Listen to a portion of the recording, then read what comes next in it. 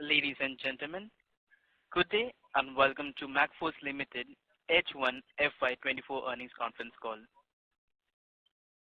As a reminder, all participant lines will be in the listen-only mode, and there will be an opportunity for you to ask questions after the presentation concludes. Should you need assistance during the conference call, please signal an operator by pressing star then 0 on your touchtone phone. Please note that this conference is being recorded. I now hand the conference over to Mr. Ramadin Rane from Hem Securities. Thank you and over to you, sir. Thank you, Jacob. Good afternoon, ladies and gentlemen. Thank you for joining Macfos Limited first half FY24 earnings conference call. Joining us on the call today are the senior members of the management team, Mr. Atul Dumbre, Chairman and Managing Director, Mr. Vinod Prasad, Whole-time Director and Chief Financial Officer. We will commence the call with the opening thoughts from the management team, post which we will open the forum for Q&A session, where the management will be glad to respond to any queries that you may have.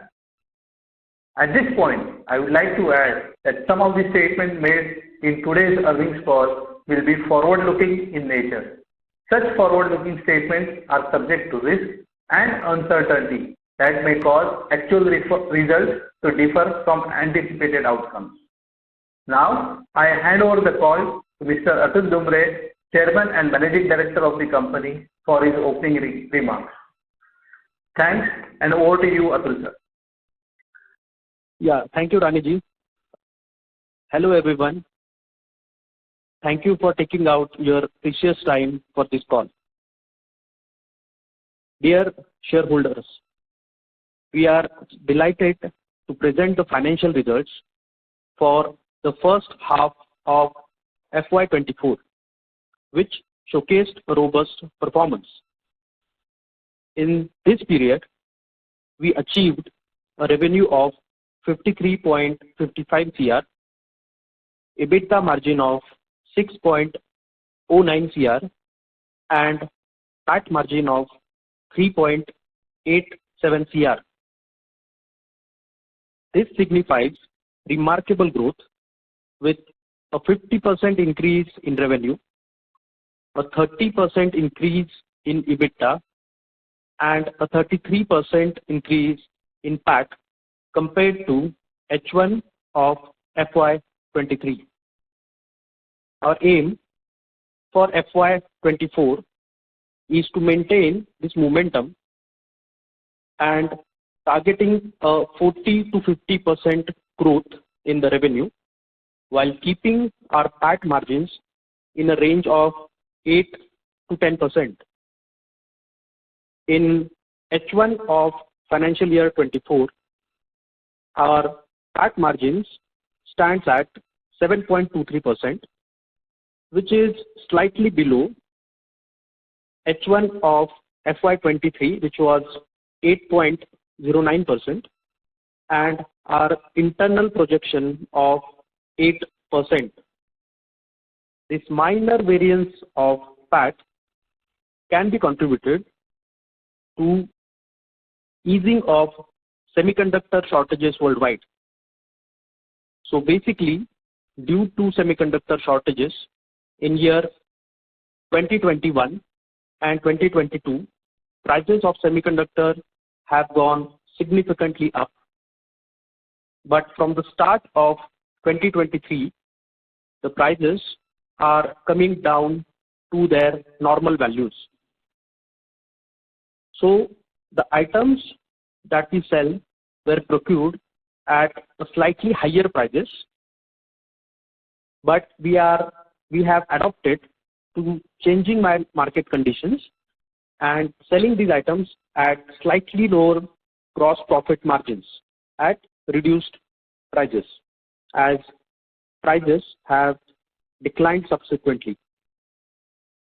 However, we are confident that we will maintain 8 to 10% PAT margins for financial year 24 as a whole.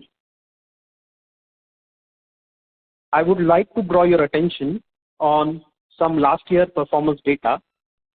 In financial year 23, for first half of the year, we did 36 CR in revenue with PAT margins of 8.1%, while for the whole year FY23, we did 80.8 CR revenue with PAT margin of 9.2%. That means for FY23, our PAT margins of H1 has grown to 1.1% for the whole year. We expect similar trend to continue because generally our 40% of top line is achieved during H1 and or 60% of the top line is achieved during H2. But our main expenses like salaries and rents and fixed cost remain the same. Furthermore, other various key business matrices like number of orders served, average order value, and count of repeat customers have consistently shown positive growth during H1 of FY23. We have also enhanced our inventory management systems and capabilities, which have resulted in decrease of slow-moving inventory. So, at the end of financial year 23, we have 2.33% of our inventory as slow-moving inventory, which has come down in last 6 months to 1.6%. So, at the end of H1 of financial year 24, our slow-moving inventory stands at 1.6%. We have also demonstrated strong expense management and continuous optimization efforts. In July, we have implemented salary increases for all our employees as a part of our annual appraisal cycle. As we have highlighted during our previous annual general meeting, the outlook for 2024 remains optimistic, with our success driven by 3 key factors. One is addition of new products. Second is optimization of our supply chain. And third is development of proprietary products. Let's take a look at them one by one. We have added a lot of new products during H1 of financial year 24. We have expanded into new categories and acquired new brands. At the end of H1 of financial year 24, we have 16,220 products on our website, which are roughly 4,000 more than that of end of financial year 23.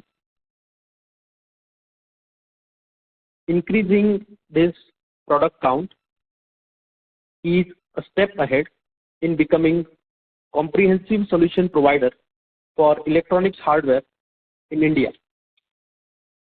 Second factor is optimization of supply chain. To achieve this, we have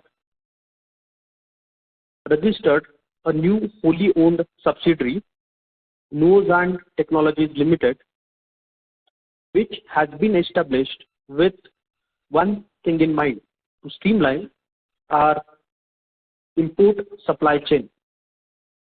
We also have undertaken substantial backend work to further strengthen our gross profit, hopefully the result of which we will see in coming 6 months. The third factor is focusing on our proprietary development products, particularly with special emphasis on drone and drone components. We have several products in pipeline and we plan to launch them in coming quarters. In fact, in Q2, we have already introduced 2 new products. One is F450 quadcopter drone frame, and second one is F550 hexacopter drone frame, both of which are designed, developed, and manufactured in India. So the 3 factors of adding new products, optimizing supply, and development of our proprietary product lines, especially in drones, we believe that in coming years will help us to become a pioneer in Indian electronics and hardware industry.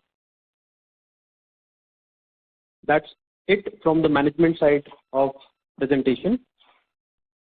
Thank you all for being patient and listening to this. Now I'll hand it over to Raniji to take any further questions from you guys, and we'll be more than happy to answer your queries. Thank you very much. We will now begin the question and answer session.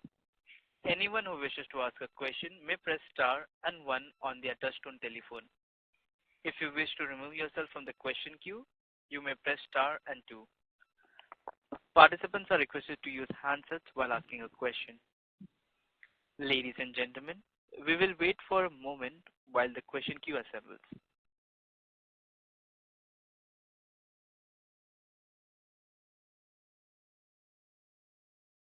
The first question is from the line of Abhishek Sharda from Hem Securities. Please go ahead. Yeah, hello sir. Hello. The first thing I want to ask about our margins, EBITDA margins, operating margins. So what kind of operating margins are sustainable in your business? So we have shown that I think it will be better if we talk about PAT margins, because we, as a strategy, we consistently have focus to maintain our PAT margins. So we believe that 8 to 10% PAT margins are sustainable even in long run. And we have shown it consistent. Yeah, we have shown it consistently. So as I have said already, we are even in H1 we are maintaining 7.25%, 23 or 25%, and generally we do more business, 60% of the business in second half of the year. So our fixed costs are the same, like salaries are the same, warehousing expense are the same, our rents are the same. So if we do more business, even the 10% more business in second half, our expenses are way less, and that extra 10% gross margin adds to the net margin. So last year it was increase of 1.1%. So we are comfortable. We are confident that we will be in that bracket of 8 to 10%. 8 to 10%, right? Sir, just now you said that second half contributes almost 60% of the revenue, right? Yeah, if you talk about last 3 to 4 years, I'll say the bracket could be 40 to 45 for the first year, and 55 to 60 for the first half, and 55 to 60 for the second half. So, sir, in the first half only we have achieved around 48% growth, right? Yes. And if second half contributes around 55 to 60%, then we will easily cross more than 50% growth for the complete year, right? But I mean, your growth guidance is around 40 to 50%. Yes. Yes. What you are saying is right, but I'll just add a little bit different view on this, because last year also, if you see, our 40% revenue was from first half and 60% was from second half. So this first half we have achieved 48% growth. So if we do 60% this year also in second half, we will have a similar 48-50% growth in second half. It will not be more than that. If you do the similar, it can be more if you do more business. That will be the case. Understood. But yes, 40 to 50% we have maintained even in this half, and right now we don't see any challenge in maintaining the same rate in second half of the year. And we believe this semiconductor, material and semiconductor shortages, the prices that have increased in the first half will be gradually solving in the second half, right?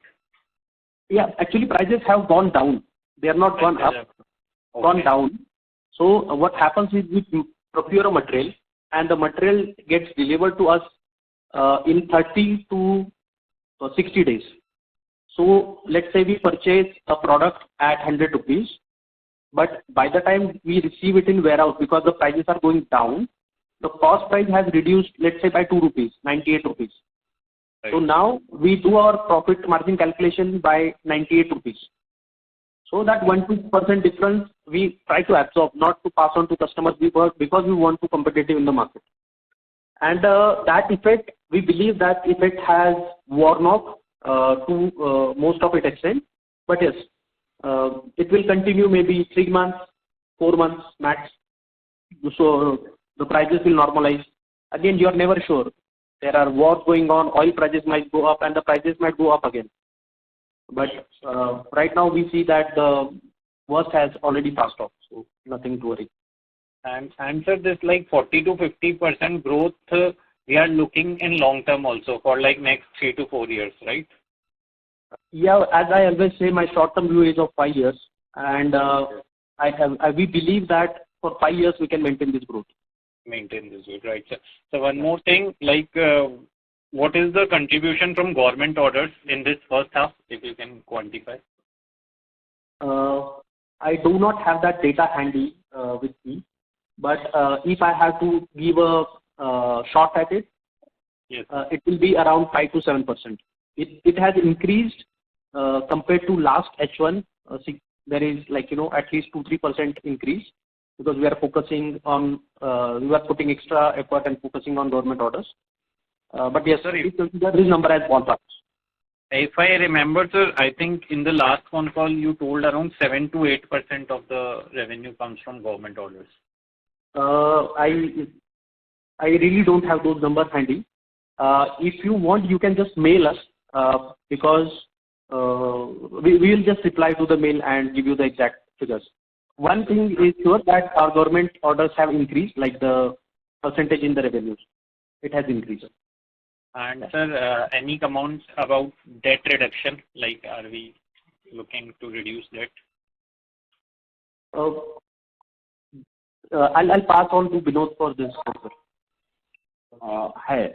So our debt has, long-term borrowing has gone down by almost 1 CR, if you see our balance sheet. And secondly, we have used more working capital. So overall, long-term borrowings are reducing. For working capital, it's just that we are using our working capital. Okay. So, like, do we have some internal targets about debt to EBITDA? Like we maybe want to maintain at these levels or something like that? No, we don't have such parameters to measure. We make sure that this ratio needs to be healthy, but as such, there is nothing to, we don't have such parameters. Yeah, Atulya. So basically, if you, there are so many parameters to look at. So as a management, our view are very simple that we look at a certain top line that we need to maintain growth. That is number one, 40 to 50%. Second is, with some gross margin, like let's say 25-28%. And then we have all our expenses, we have make sure that they must be in a percentage of our total revenue. So the salary should be less than 5% of total revenue, digital marketing should be less than 1.5% of total revenue. So that from the top line, we can come down to that 8 to 10%. So generally, these are the key matrices that we follow. Growth. Second is maintaining a certain percent of gross margins and coming down to a certain percent of net margin. And we believe that everything else will take care of itself. Right. Understood, sir. Thank you for your detailed responses. I'll come back in the queue. Yeah, sure. Thank you for asking this question. Thank you. The next question is from the line of Saurabh Sadhwani from Sarsar Capital. Please go ahead. Good evening, team. I wanted to know about your business. So, who are the clients and what kind of products are they buying, and how do you sell to them? I'll hand over to Nilesh, who is our B2B director.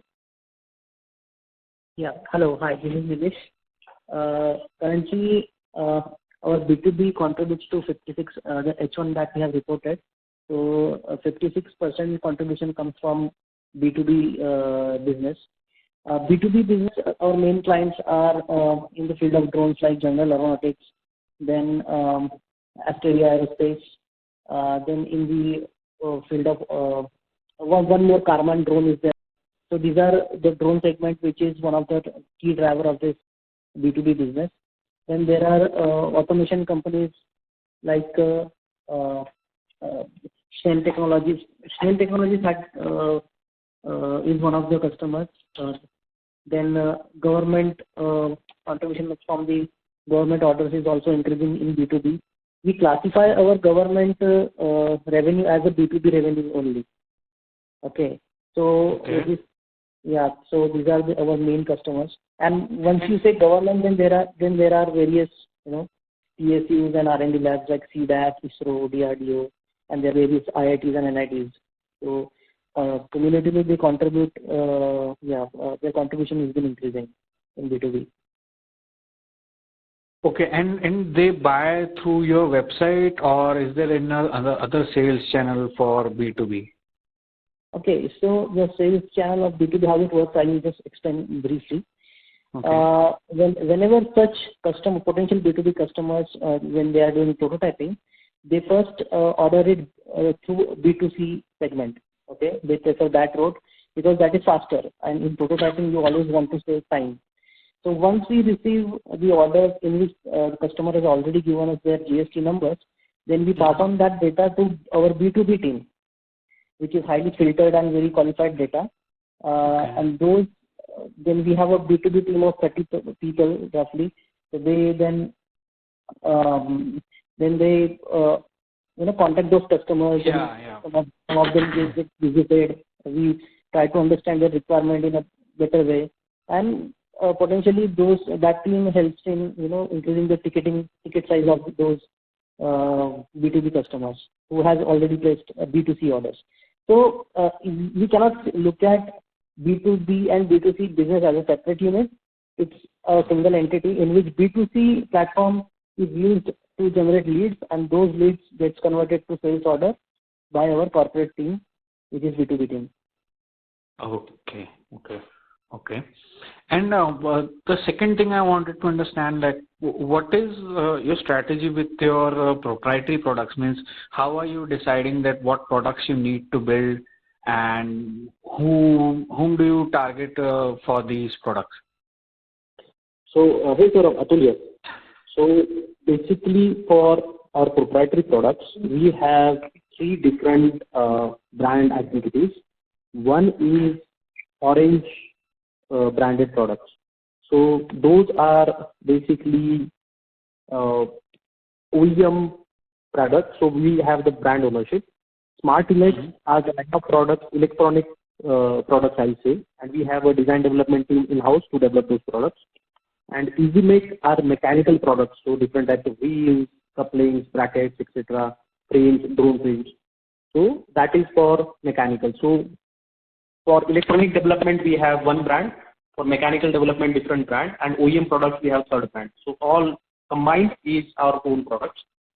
And we have targeted some products like for electronic development, we have targeted drone products, because since we are selling so many products, we know what technologies are coming up, what kind of demands are there for those technologies, and we can kind of have a peek into the future that this technology will do well, let's say 5 years down the line.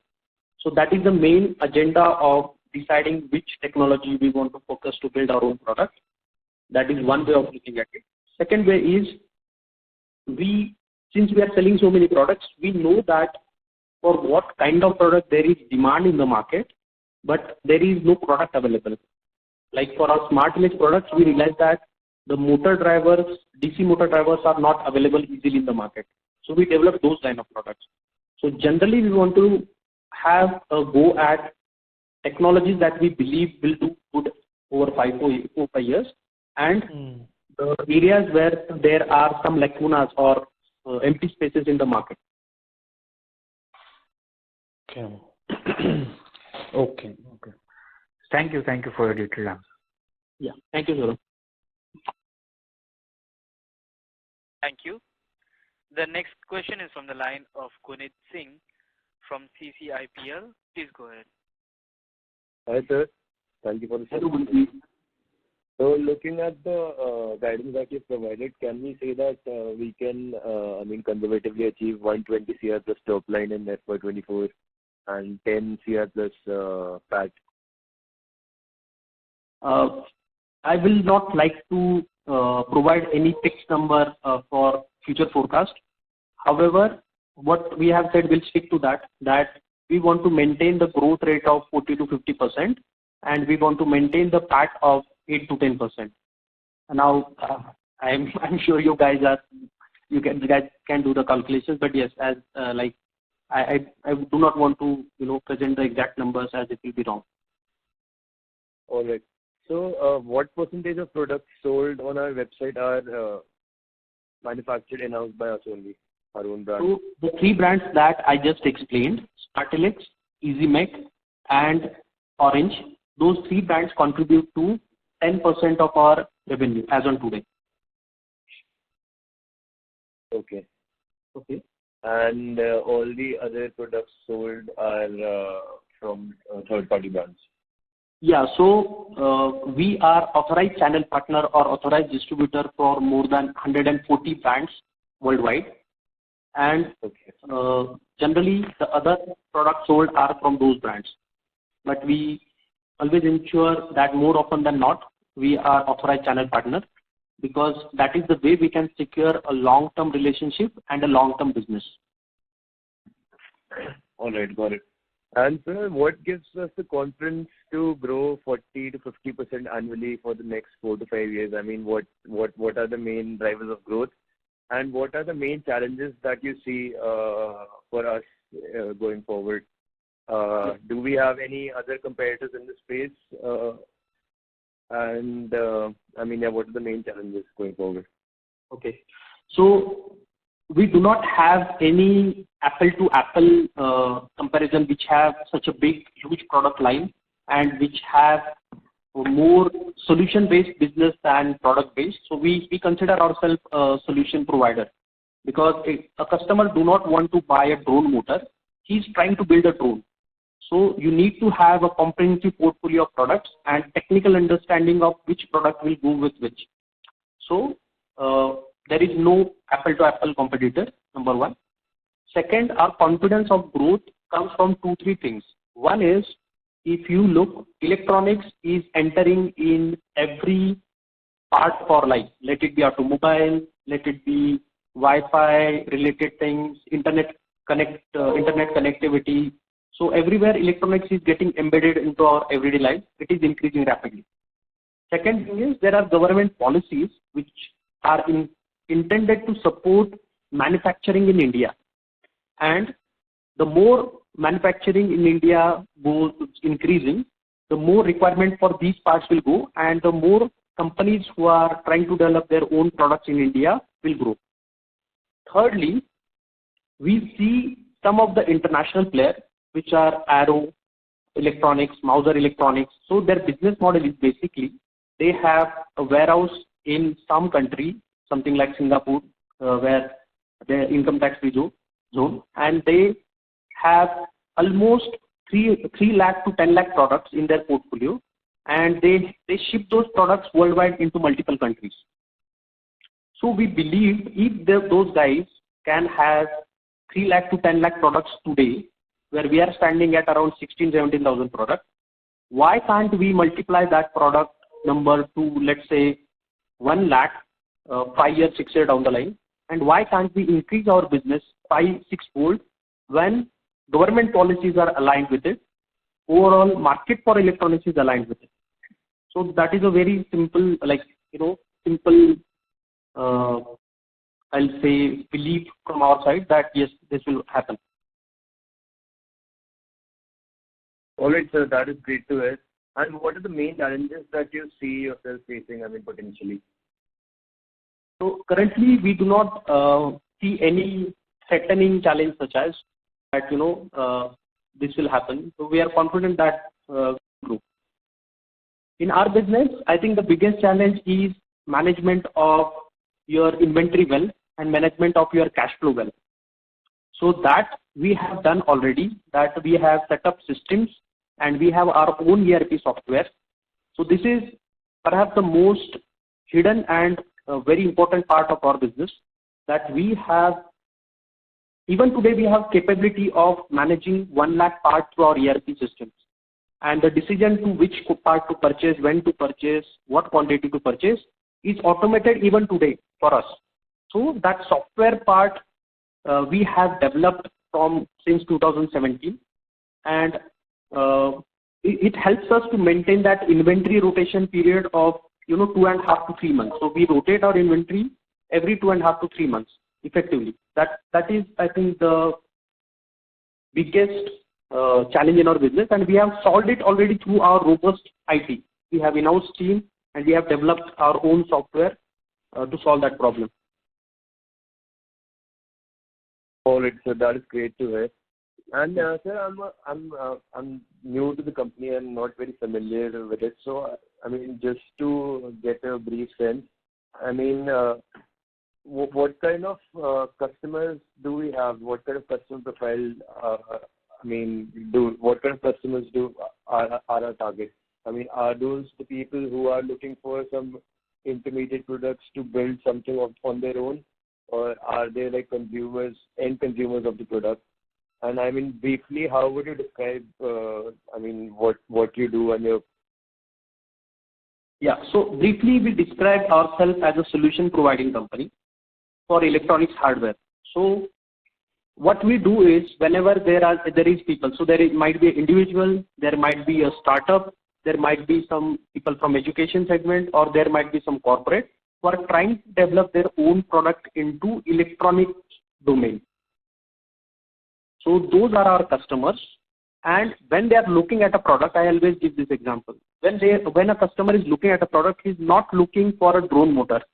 So if you want to buy a t-shirt, you are just looking for a t-shirt, and end of discussion. If you like the color, size or fit of it, you keep it, you return it. Our business is different. We are into the business of providing solutions of electronics hardware. So my customer is always looking to build a drone. He is trying to build an end product, and he's looking for a solution that he wants, let's say, propeller, a motor, a controller, a battery, a charger, a frame, 20 different products for that particular development. And we, being technical people, we have acquired those brands who sell those products worldwide, maybe 10, 20 different brands, and we have already listed those products on our website in a way that customer can get solution to build drone. So that is our core strength. All right, sir. Got it. Thank you very much for the explanation. How many employees do we have currently? Pardon? How many? How many employees do we have currently? Employees. So currently we have 170 employees, out of which 120 employees are on our payroll and 50 are contractual employees. All right. Got it. That's all from my side. Thank you and wish you all the best. Thank you, Guriji. Thanks for the question. Thank you. Ladies and gentlemen, request you to limit your questions to one per participant. The next question is from the line of Sanika Khemani from Sapphire Capital. Please go ahead. Hi, sir. Actually, my question is, in which of the verticals are we seeing the highest growth potential in? And can you also please help me with the product launches which we did in the quarter and H1 FY24? Okay. Sanika, the verticals that we are we see the biggest growth are, number one is drone. In last 2 years, we have seen tremendous growth in the drone segment. And the second vertical is of single board computer, so microcontroller boards. So that also we have seen tremendous. So these are top two. Third one might be the e-vehicle related things like lithium batteries and chargers and controllers. Okay. Fourth will be sensors category, where we have some good growth. So these are maybe top 3, 4, and they just keep on shifting up and down. But yes, generally these are 3, 4. And I think we have marked percentage of sales in the presentation that we have uploaded, so you can just have a look at that for details. Okay. And your second question was which products we have launched. So those are basically frames for building the doors, and there are two sizes. One is 450 size, one is 550.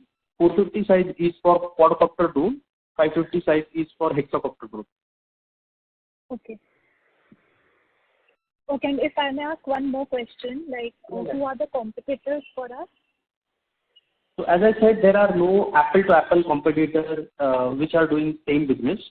The example that I gave are those international players like Arrow Electronics, Mauser Electronics, DGK Electronics. So basically, the difference is those guys have one warehouse in Singapore and they are trying to serve the world with it. And we are doing the similar thing by having our base in India. So we are trying to serve Indian customers. So of course they are way, way bigger, but yes, I'll not say. And the advantage that we have over them is time. So we can provide a good local support and timely delivery to our customers in India. Okay. And in R&D nowadays, time is of great essence because when you are developing a new product, now you have to launch 4, 5, 6 cars a year rather than just launching one car in 2 years. So technology has become fast, and hence people have to develop new products very fast. Okay. Okay, sir. Thank you. Thank you, Sanjay. Thank you. The next question is from the line of Tejas Mehta, an individual investor. Please go ahead. Hey, hi. Thanks for taking my question. I'm pretty impressed with the work that you guys are doing. I had a couple of questions which might be just a repeat of what you must have already, mentioned in your pitch. One is when I look at Mauser Electronics, they already have a presence in India. Yes. Somewhere from Bangalore. Okay. So these guys already have presence and they are already selling Texas Instruments and Microchip and all these manufacturers' products in India. So these are your direct competitors, right? Then these global guys, they are establishing their foothold in India and then directly selling it. And obviously, they come with much more reputation and credibility. So isn't it that you have these competition which can create problems for you? Okay. Thank you, Tejaji. Thanks for such an interesting question. So Mauser just have a sales team sitting in India. They do not have a physical product in India. So their model, as I said earlier, is they have a warehouse somewhere in Singapore or somewhere, and they have just some sales people sitting here in India trying to sell their product. Number one. Number two is when you buy their product, these guys will not support you. The order will be placed to their Singapore warehouse, and you have to take care of custom clearance. And if there is any faulty product or any support that you need, that has to be again passed on to the Singapore warehouse. So there is a lag in time. So these are just their sales offices presenting. Number two is Mauser, Arrow, those people, those are more focused toward conventional technology. If you look at their website even today, they are not selling any product related to drone. They are selling very few products related to development boards, not many products related to IoT sensors, not many products related to batteries, chargers, not many products related to 3D printing. So our strength is we have built on the new technologies in past 10 years. And if you look up for these technologies, Mausers and Arrows, they have not built their presence in those. So basically they are more of a conventional seller who are focusing on the semiconductors, resistors, capacitors and ICs, which goes into the more of production and to the bigger clients like that. So that is the basic difference, and that is why we have been able to differentiate ourselves in this segment, create these 17,000 product worth of SKUs and let's say 54 CR worth of business in H1 itself. Okay. So other than them, they have your sales rep office in India. There is no one else in India or an Indian company which does business like you. Pardon, I couldn't get this follow-up question. No, I'm asking that there is no other Indian company who does the same model of business like you, right? Yeah, so there are multiple Indian companies, but as I said, they are not having the complete product portfolio as we have. So there are few online stores. If you search drone parts in India, you will find few online stores who is having maybe selling only drone parts or only partial of drone parts. Again, they will not be authorized channel partner for those brands. So these people, we do not consider them our apple-to-apple competitor. Someone will be selling some microcontroller boards, maybe authorized channel partner for one or two of the brands that we are selling. Yeah, but just a thing. See, it's basically a trading business, right? For you guys, essentially, you are importing the parts and you are distributing it in India. You have created a marketplace, so all kudos to you. But do you think these kind of margins that you make about 15% EBITDA margin, 13 to 15% EBITDA margin, 8 to 10% PAT margin? These seem to be very high margins for a trading business. So maybe you are making better margins today because you have the depth and the width of it, of the product catalog. But how easy is it for someone to come and replicate? What can, I mean, to me, the question mark is on how sustainable are these margins. Yeah. So I understand what you say, and I agree on that part that, it is really surprising to have such good margins for a trading business, and that is because we are not a trading business. We, as I said, we are into providing solution for electronics hardware, and you need to look at the things from customer perspective. So a marketplace model and all that. So many of our parts, what we are selling today, you look up for them on Amazon and they are available. So Amazon is into trading business because they are selling shoes, they are selling shampoo, they are selling TV, and they are selling drone motor. So that is a trading business. However, in our case, we are focusing on new technologies and their solutions. So for example, when I say I want to be there in drone technology, I'll figure out that there are three types of drones. One is, let's say, racing drones. One is photography drones. One is, let's say, the agricultural drones. I'll figure out what are the components that are required for agricultural drones. So there are propellers, there are 25 components. Then I'll talk to all the multiple manufacturers who are making those components. And then I'll get the authorized channel relationship with them. And then I have to create a portfolio where the customer is never trying to buy a motor of drone. He's always trying to make his own drone. And in that process, he requires all the parts for that drone. Also, he needs to understand which part goes with what. And he needs to have that support. So he is looking at a drone as a complete solution for his drone. So that is why we are able to maintain those margins. And I firmly believe even today, as I said, there are many people selling on Amazon. And suppose if you buy a motor from one Amazon seller and controller from second one, they are not willing to provide you any support after that. So what you are going to do if your motor is not working? He will say that maybe within 7 days you can get the refund. After 7 days there is no support. We provide 6 months to 1 year warranty. So you cannot go away with your drone because one of your motor has gone bad and there is no support. So this is the solution part of our business, and that is why we believe we are able to maintain margins. And if that would have been the case, that margin would have low down, I don't think people would have, we would have been able to make this this much ATVCR business last year. It would have gone down way earlier. Right. But at your size, shouldn't it be easy to replicate for someone else? As in, you are currently doing 120 crores revenue this year. Mm-hmm. Shouldn't it be, someone who can pump in a 20-25 crore capital? Yeah, they can do that. They can go to 20 drone supplier and ask them for their distributorship in Indian market.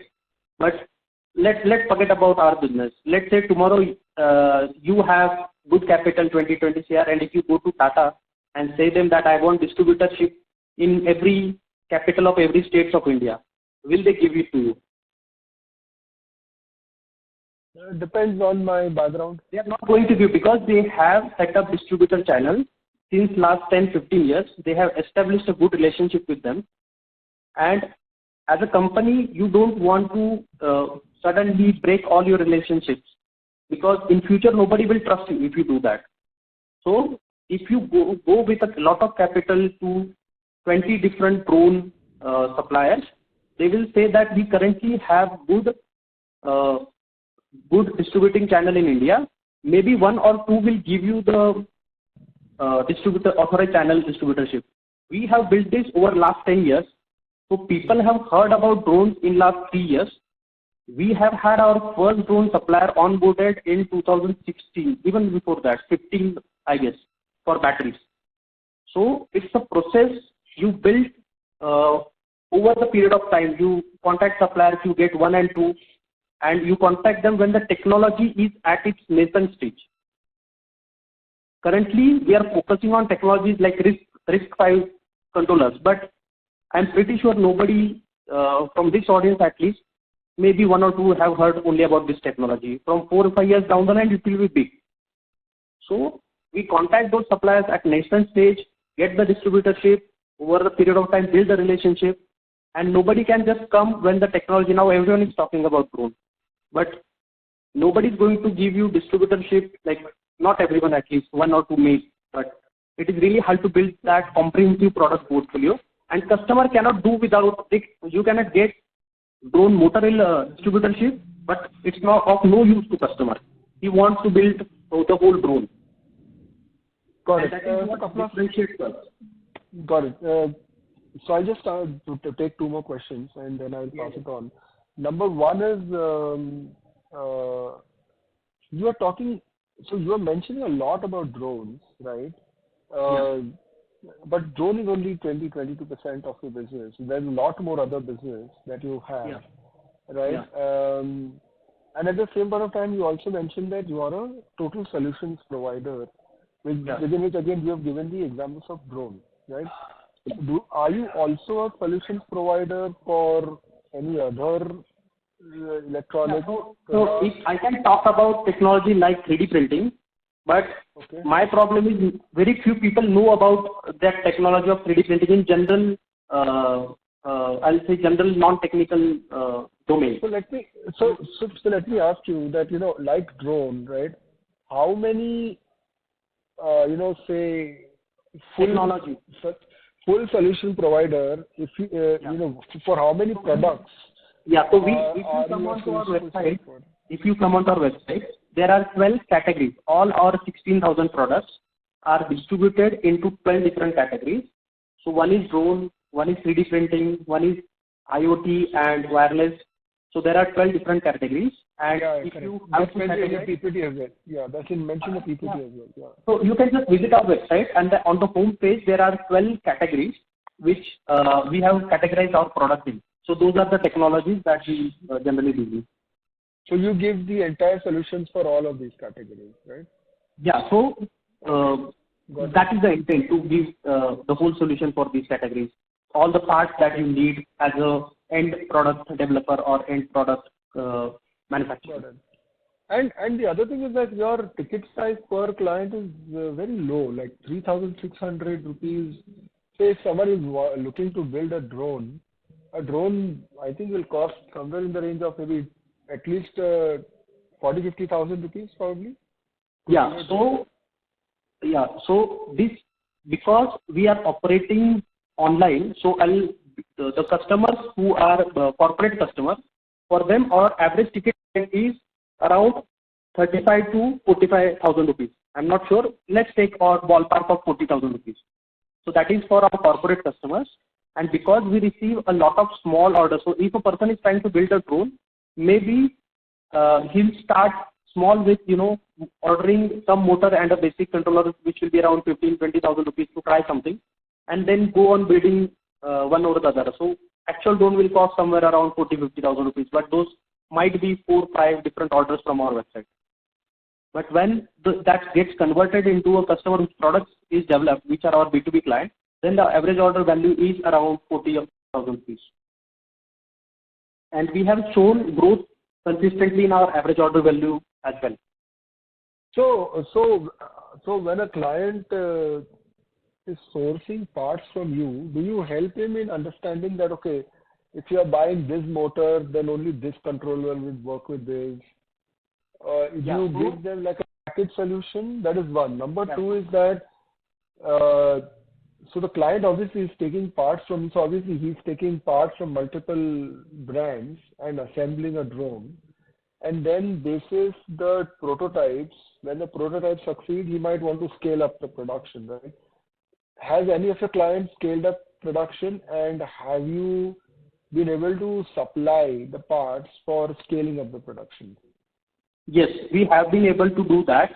It's a game of, having, we currently, this 6 months only, I think we have shipped around 1 lakh more. Can you give me the number? Yeah, around 1,50,000 order, I guess, if not more. So let it be. So 1,40,000 orders. But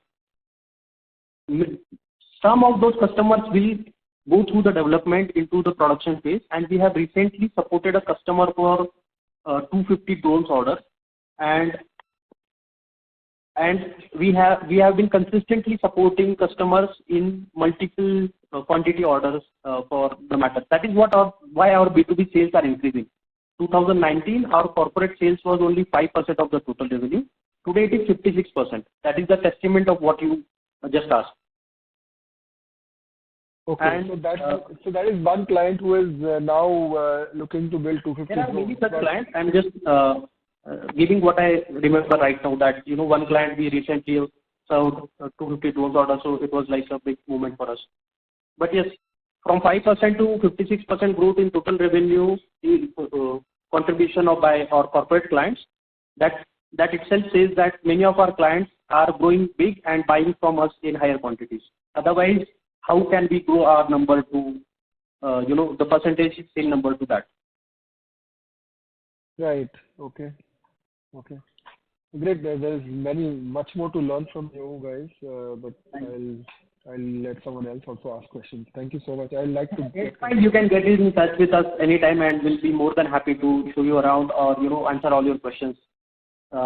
Because we believe that investors are we firmly believe that investors are a big part of Robo now, since we are public, and we'll be more than happy to get your query solved. Oh, sure. Yeah. Thank you so much.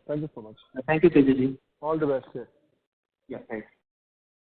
Thank you. The next question is from the line of Vishal Mehta, an individual investor. Please go ahead. Hello, am I audible? Yes, sir. Yeah, Bhaji, you're audible.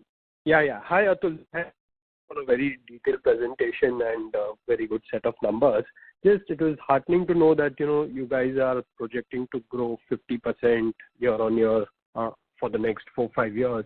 Just want to understand, how will you be able to, as you increase your SKUs, how will you be able to protect your gross margins? Because these kind of gross margins are definitely very lucrative and which is showing in your business model. But in terms of size, once we, reach higher SKUs and higher growth projections over the next 2-3 years, how is that going to play out? Can you just help understand better? I don't get your question. I understand that our size is going to grow, but I believe that we are already at a 16,000-17,000 SKUs, and last year only 80 CR odd revenue. So I'll not say very big, but it's a sizable business, and we are it's simple. We get the new technology, we get the distributorship, authorized channel. Okay, I'll go ahead with my answer. So basically, if there is a very high competition in any segment, then what you said might be right, that you will lose some business margins over the period of time. In our case, we are protected by the nature of business itself.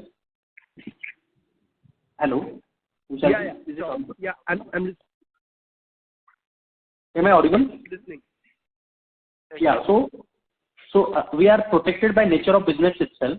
So we generally are authorized distributor or authorized channel partner for all the principals manufacturing their products, and they do not provide distributorship to anyone who is going to them with big amount of money, because they understand that person has to have understanding of technology.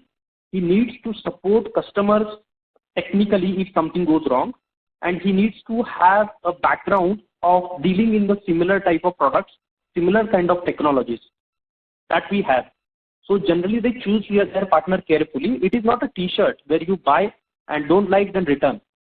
These are technical products, and you need to understand which product you want to stock with which product, how you want to represent those products on your website so that client can understand with what goes with which, and then provide them a complete solution for a particular technology. So I think this business, nature of our business helps us to maintain that.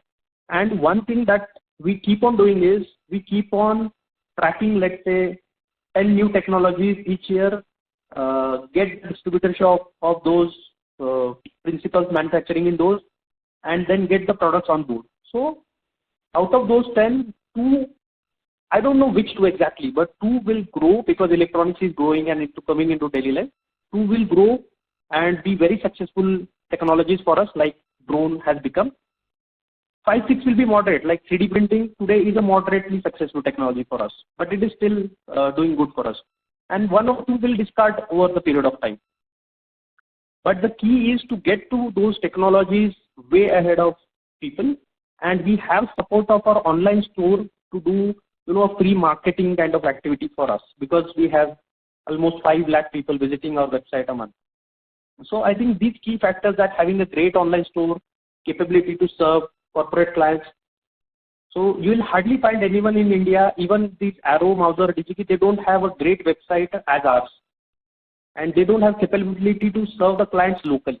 So to build, we have already built that competitive edge of getting the technologies right in time, growing along with the technologies, having a great online store to market those technologies, having the corporate sales team to get the milk out the clients to get the maximum sales. And I think these factors protect our margin, will protect our margin even in long run. Because anybody can buy a t-shirt and sell it tomorrow, be your competitor. But you cannot buy drone product from authorized, cannot become authorized channel partner of particular drone product, let's say drone motor, and become our competitor. They will not entertain you. You can buy from other sources, but then you will already have very bad pricing in terms of your cost price. So you cannot compete with us. Sure. Okay, Sajid. Anything that I missed? So this is good. We will engage further offline. I will allow others to ask questions. Yeah, sure. We'll be more than happy to solve your all queries. Thank you. The next question is from the line of Nitesh Jain from Riverland Capital. Please go ahead. Hi, good evening, Atul, Nilesh, and Vinod. How are you doing? We are good, Nitesh. Okay. Good to talk to you again on the second one. Yeah. So, very good set of numbers. We are delighted to see the performance. And also, thanks for a very nice presentation, giving all the operating numbers and all the data which one would require as an investor. Now, basically, I have 2 questions in the interest of time. I am referring to one of the slides from the deck, and that is very, very heartening. The slide wherein you showed the number of customers, total number of customers, and also the number of customers who have placed 2 or more orders. So what it says is the growth in number of customers who have actually placed 2 or more orders is much higher than the overall customer growth. Okay. Yeah. So basically my question is, as a management team, what are the actions you are taking? Even though your business is in sweet spot because of the both private sector and government policy supporting it, and the huge $40 billion electronics market and all that. But my question is, what actual steps you guys are taking to increase that number of customer count or the penetration? Because what it says the slide that the overall experience with the website or with the app is super. Therefore, the growth in repeat orders is much higher than the overall growth. So I want to ask you about the step 1. You may call it as a question on business development. So you may bifurcate between B2C and B2B in whatever way you want. This is question number 1. Yeah. Okay. So Nitesh ji, thanks for your question. Yeah. So for business development, our businesses, as Nilesh earlier said, you cannot segregate our online and offline business. So basically the way we look at it is our online presence or strong online presence, 5 lakh visitors visiting us each month, that is there to generate leads for our corporate sales team.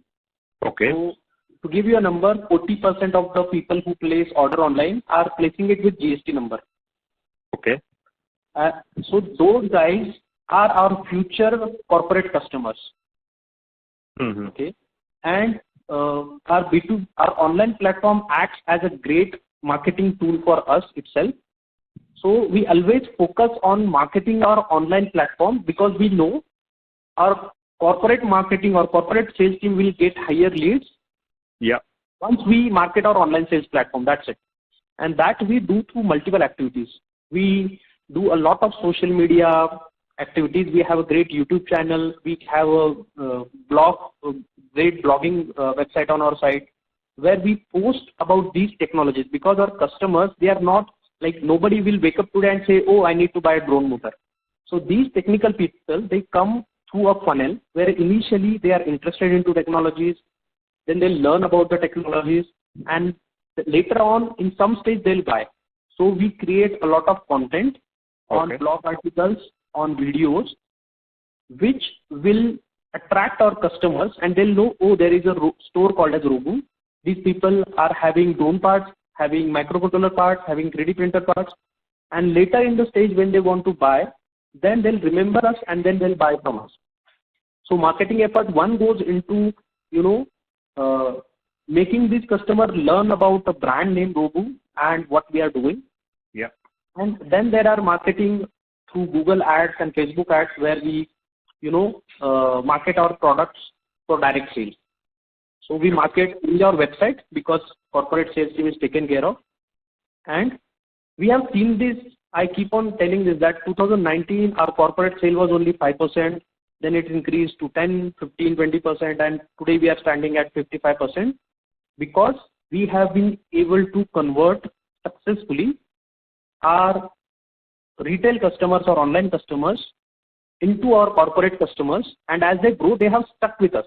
They order from us because we also provide them technical support and assistance. We have a team of engineers at the back end of our website which provide them the technical support. Something like a medical store. You just don't go and ask them that, I need, let's say, XYZ tablet. You just tell them that I have cough, not feeling well, have this issue, and the guy will understand and give you the tablet.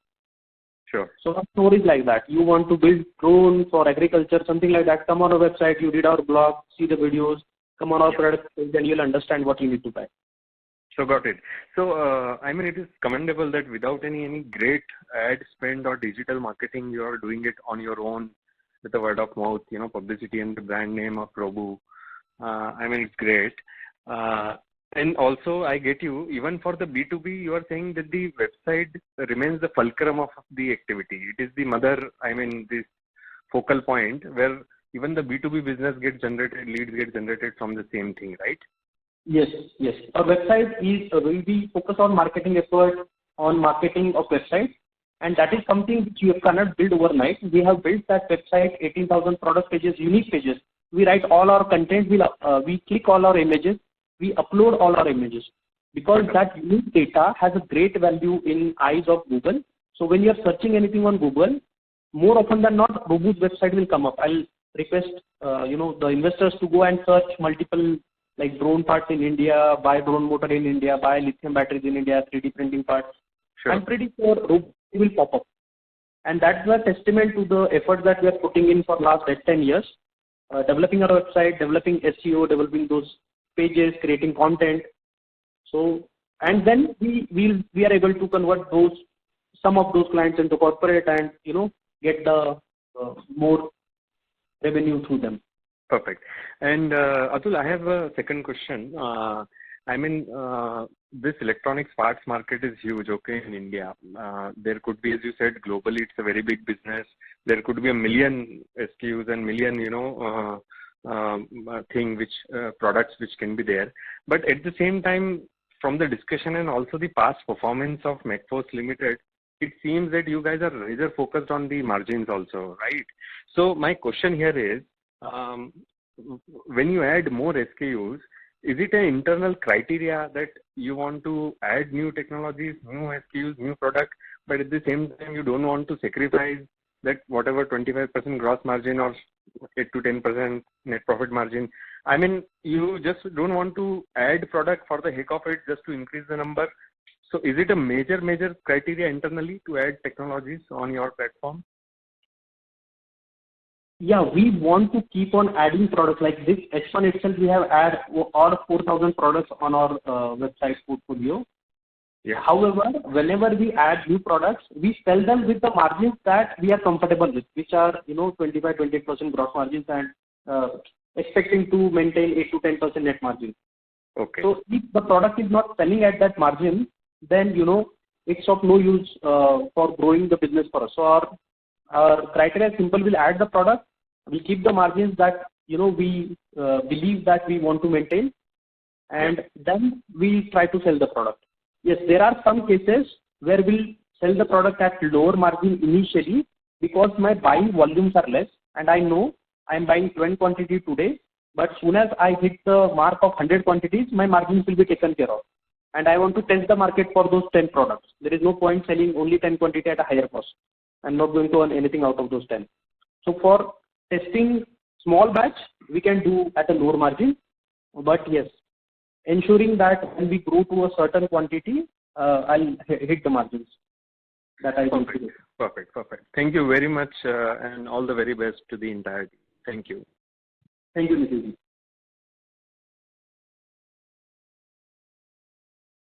Thank you. A reminder to all participants, if you wish to ask a question, you may press star and 1.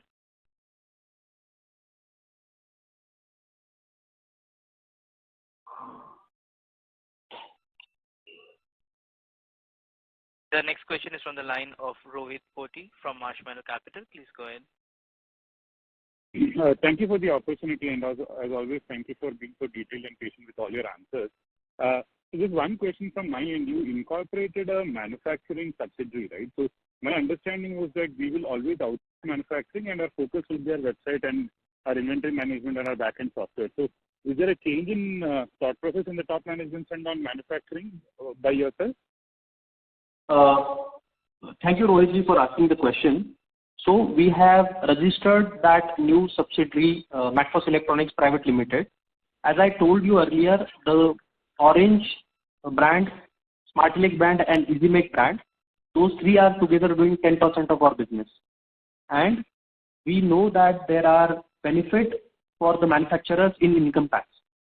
So anyway, we are doing, I'll say, manufacturing for these three brands. So even if you get the parts manufactured and doing assembly in-house or part manufacturing outside and part in-house, it is considered as manufacturing activities.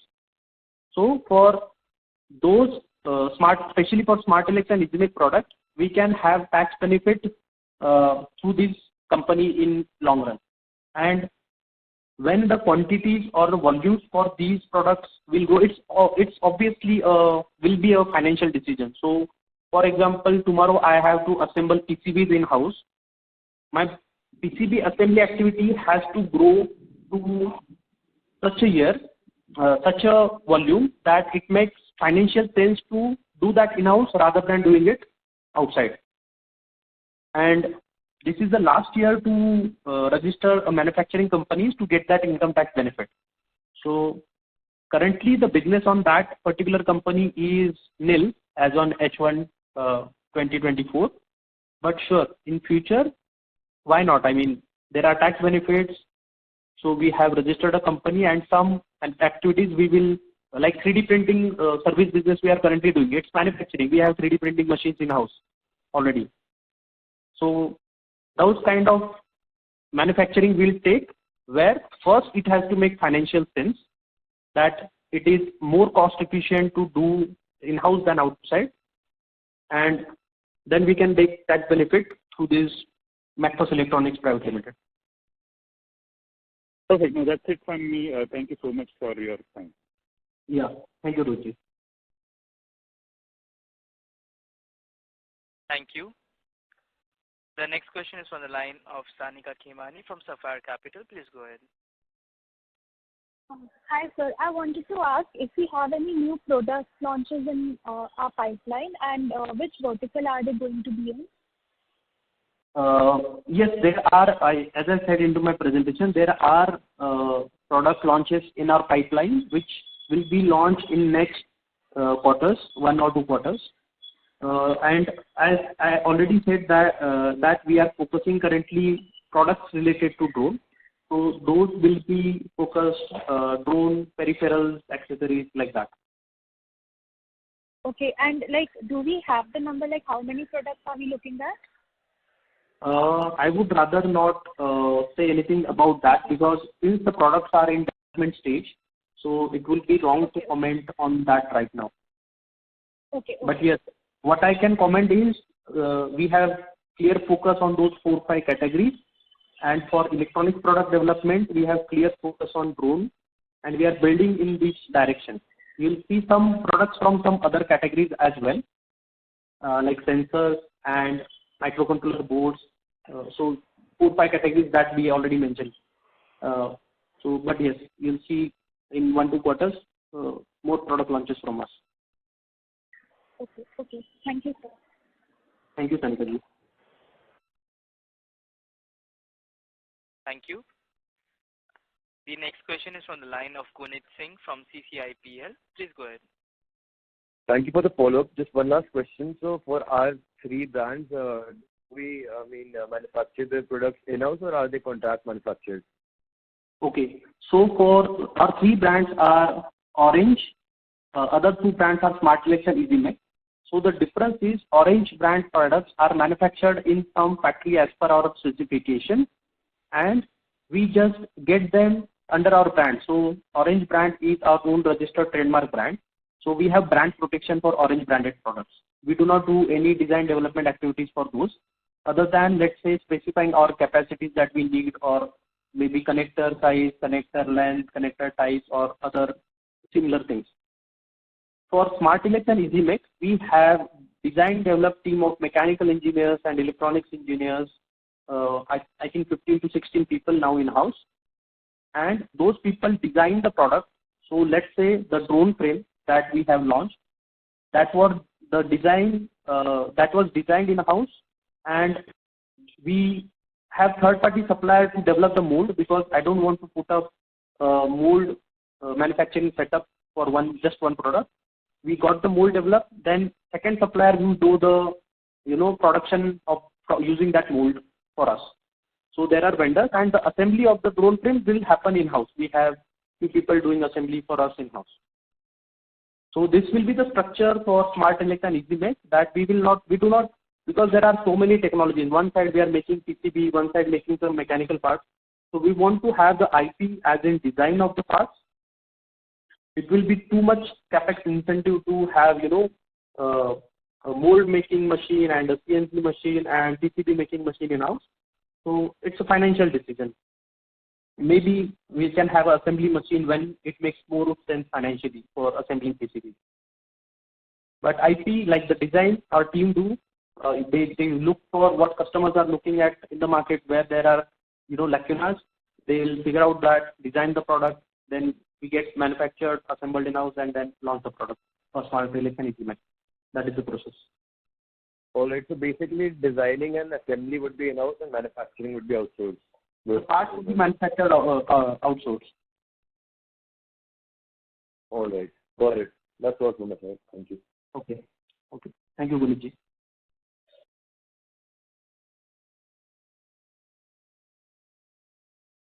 Thank you. As there are no further questions, I would now like to hand the conference over to Mr. Ramadin Rane for closing comments. Thank you, participants. On behalf of Same Securities Limited, I thank the management team of Macfos Limited and our investors for listening patiently. I would also like to thank all the participants for joining this call. Now, I would like to hand it over to Jacob. Thank you. On behalf of Macfos Limited, that concludes this conference. Thank you for joining us, and you may now disconnect your line.